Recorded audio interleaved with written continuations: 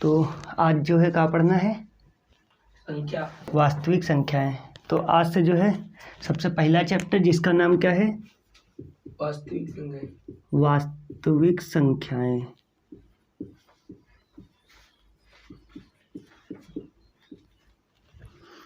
वास्तविक संख्याएं। तो आज से हम लोग जो है पहला चैप्टर, सबसे पहला 10th क्लास का पहला चैप्टर है जिसका नाम है वास्तविक संख्याएं। तो आज हम इसकी शुरुआत करेंगे। तो सबसे पहले हमको ये पता होना चाहिए कि वास्तविक संख्याएं होती क्या है, चैप्टर के हिसाब से उसका मतलब क्या होता है। तो सबसे पहले हम जो है देखेंगे वास्तविक संख्याएं कौन सी होती हैं। तो वास्तविक जो संख्याएं होती हैं वो दो संख्याओं से मिलकर बनी है, या ये हम कह सकते हैं कि वास्तविक संख्याएं परिमेय संख्या और अपरिमेय संख्याओं का समूह है। तो ये दो प्रकार की होती हैं। कौन कौन सी होती हैं? सबसे पहले परिमेय संख्याएं और दूसरी होती हैं अपरिमेय संख्याएं।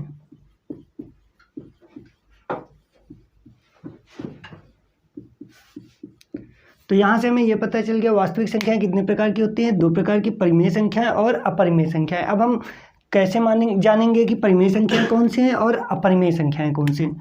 तो परिमेय संख्याओं की बात करें तो जैसे कि 4/3, -3/2, -6, 7। अगर अपरिमेय संख्याओं की बात करें तो अपरिमेय संख्याएं जानेंगे √3, √2, पाई, और यहाँ कह सकते हैं 22/7। ये जो है क्वेश्चन पूछा भी गया है कि निम्नलिखित में से कौन सी परिमेय संख्या है और कौन सी अपरिमेय संख्या है, पाई और 22/7। तो यहाँ याद रखना है जो 22/7 है ये एक परिमेय संख्या होगी और जो पाई है ये एक कैसी संख्या होगी? अपरिमेय। इसके बाद अगर आगे देखते हैं तो ये जो परिमेय संख्याएं ये दो प्रकार की होती हैं, पूर्ण संख्याएं या पूर्णांक संख्याएं, पूर्णांक जिनको कहते हैं, और अपूर्णांक।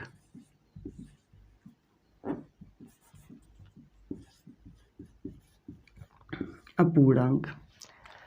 तो अब यहाँ पे परिमेय संख्या दो, एक पूर्णांक होती हैं और एक होती हैं अपूर्णांक। अपूर्णांक का मतलब क्या होता है? 6, 7, 5, -4, -6, ये जितने भी हैं सब पूर्णांक हैं। और अपूर्णांक की बात करें तो अपूर्णांक होते हैं 11/2, -5/7, ये सभी क्या है? अपूर्णांक हैं। तो समझ में आया कि नहीं आया? हाँ, समझ में आ गया। सबसे पहले वास्तविक संख्याएं कौन सी हैं? वास्तविक संख्याएं किससे किससे मिलकर बनी है? परिमेय और अपरिमेय। परिमेय संख्याओं की बात करें तो परिमेय जो है पूर्णांक और अपूर्णांक। तो अब आज जो है हम बताएंगे कि संख्याएं कौन कौन सी होती हैं, भाज्य कैसी होती हैं, अभाज्य कैसी। का है कि बहुत सारे लोगों को यही नहीं पता है कि भाज्य कौन सी है, अभाज्य कौन सी है, सम कौन सी है, विषम कौन सी हैं। तो यहाँ तक अगर समझ में आ गया तो आगे देखते हैं। और सबसे पहले हम जो है परिमेय संख्याएं और अपरिमेय संख्याओं के बारे में अच्छे से दोबारा थोड़ा सा बता देते हैं। तो देखिए, अगर परिमेय संख्या की बात करें, परिमेय संख्या, तो जो परिमेय संख्याएं होती हैं तो इनके बारे में लिखेंगे ऐसी संख्याएं जिनको हम P/Q के रूप में लिख सकते हैं। ऐसी संख्याएं जिनको हम किसके रूप में लिख सकते हैं? P/Q के रूप में लिख सकते हैं। ठीक है। अब इसका मतलब क्या होता है? P/Q के रूप में लिख सकते हैं, लेकिन क्या होना चाहिए? P और Q पूर्णांक होने चाहिए। P और Q दोनों क्या होने चाहिए?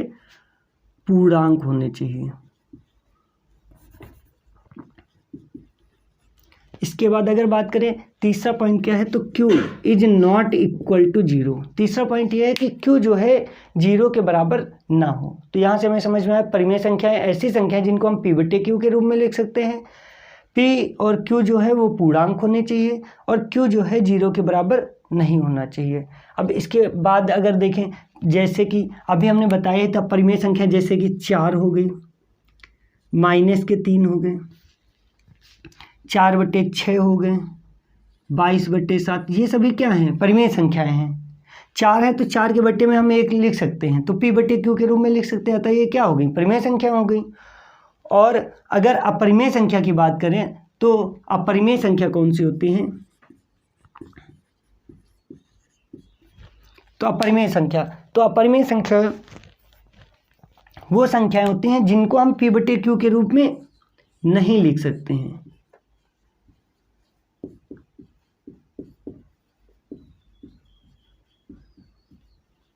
तो अपरिमेय संख्या ऐसी संख्या है जिनको हम P बटे Q के रूप में नहीं लिख सकते हैं। और यहाँ पे अगर बात करें तो सबसे पहला पॉइंट, P और Q दोनों क्या होने चाहिए, सेम वही P और Q क्या होने चाहिए, पूर्णांक होने चाहिए, पूर्णांक हैं। और इसके अलावा अगर बात करें Q, यहाँ पे भी Q जो है 0 के बराबर नहीं होता, यहाँ पे Q जो है क्या है, 0 के बराबर नहीं है। तो यहाँ से हमें ये समझ में आ गया कि परिमेय संख्या कौन सी होती हैं और अपरिमेय संख्याएं कौन सी होती हैं।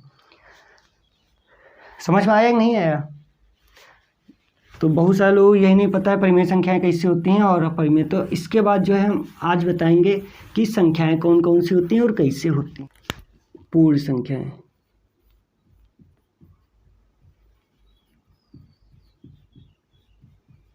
पूर्ण संख्याएं, तो पूर्ण संख्याएं कौन सी होती हैं?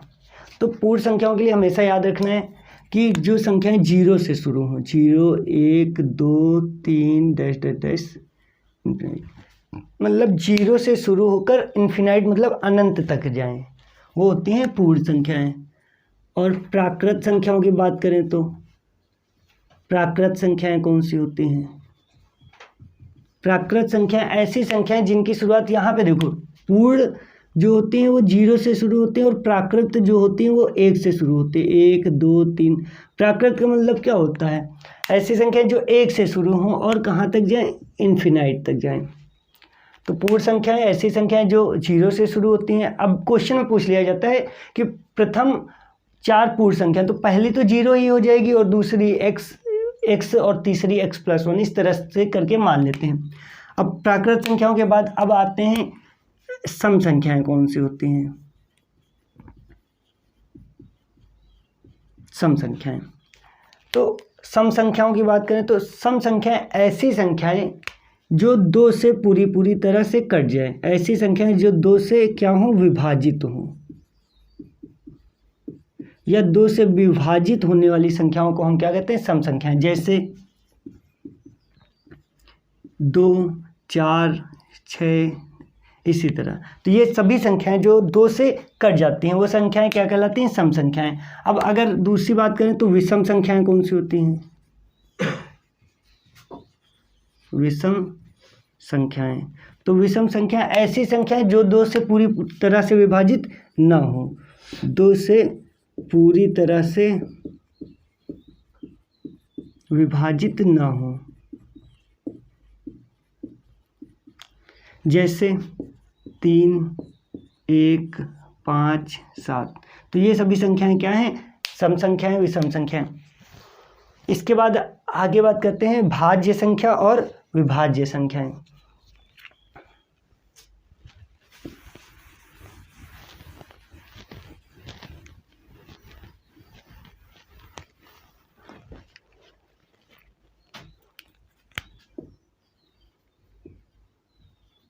भाज्य संख्याएं और ऐसी संख्याएं जिनके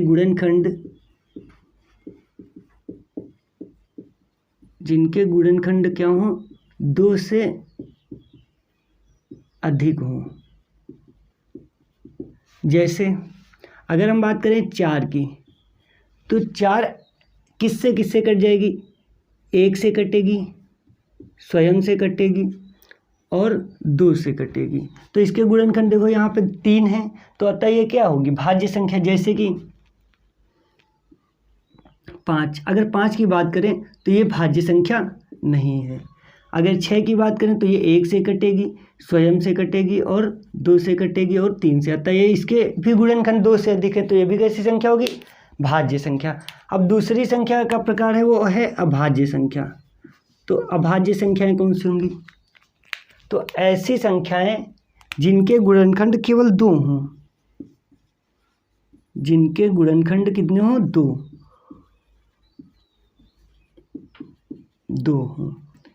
एक तो वो 1 से कटती हो और स्वयं से। जैसे कि हम बात करें 7 की, तो 7 1 से भी कटेगा और स्वयं से, इसके अलावा किसी से भी नहीं कटेगा। जैसे कि 3 से 1 से भी कटेगा और 7 से।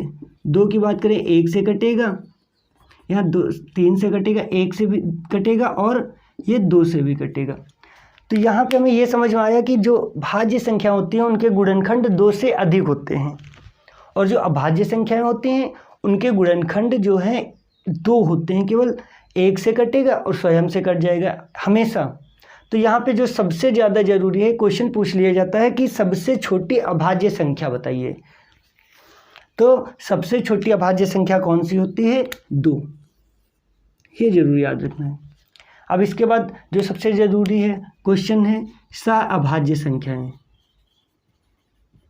सहअभाज्य संख्याएं, तो सहअभाज्य संख्याएं कौन सी होती हैं पता है?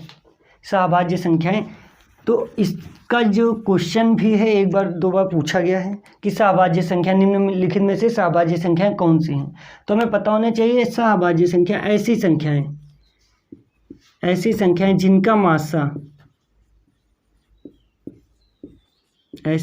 जिनका मासा 1 हो, वो संख्याएं क्या कहलाती हैं? अभाज्य संख्याएं। या फिर जैसे हम लिख दें 23 और 13, तो इसका और इसका मासा अगर निकालेंगे तो 1 निकलेगा। या फिर थोड़ा छोटे में लिखें अगर, तो 3 और 5, अगर इनकी बात करें तो इनका मासा क्या होगा? 1 होगा। तो ऐसी संख्याएं जिनका मासा 1 हो तो वो क्या कहलाती हैं? अभाज्य संख्याएं कहलाती हैं। तो समझ में आया कि नहीं आया? आ गया ना? अगर नहीं समझ में आया तो 2-3 बार वीडियो ज़रूर देखो एक बार समझो पूरा कायदे से। जब तक संख्याएं नहीं पता होंगी तब तक ये समझ लो आगे चैप्टर में दिक्कत है। तो संख्याएं अच्छे से समझ लो। उसके बाद सबसे पहले तो देखो परिमेय संख्या बताई, अपरिमेय संख्या बताई, कायदे समझ लो कि परिमेय संख्याएं हैं कौन सी और अपरिमेय संख्याएं हैं कौन सी और कैसे पहचानते हैं। ठीक है, तो इसके बाद जो है आगे इससे रिलेटेड सवाल जो है करवाएंगे।